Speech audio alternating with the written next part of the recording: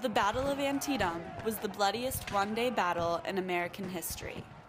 After 12 hours of fighting, more than 23,000 soldiers laid on this battlefield, either killed or wounded. Some of the most intense fighting that day took place on this sunken road between two farms. Both sides fought a fierce battle for control of the road. The battle raged on, and bodies piled up. When the fighting finally ended, almost 6,000 soldiers, nearly a quarter of the total number of casualties that day, lay dead on the bloodied sunken road. By mid-afternoon, a man could have walked this lane from end to end without ever touching the ground. That's how this sunken road earned its nickname, Bloody Lane.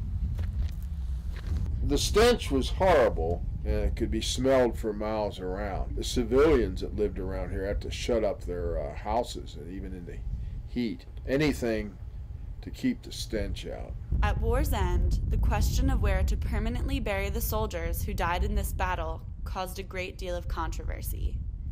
The state of Maryland proposed to bury both Union and Confederate soldiers in the newly created Antietam National Cemetery. Although the fighting on the battlefield had ended, this proposal ignited a new battle charged by bitterness and resentment over the war. The general attitude is, well, we don't want our sons, our brave boys, resting beside those evil rebels. The state was forced to change its plan. It began to inter only Union soldiers in permanent graves. The remains of the Confederate dead stayed where they had fallen on the battlefield while it was decided what to do with them. There were editorials in the New York newspapers talking about visitors coming to Antietam and seeing these bones, exposed remains from the shallow graves of the Confederates.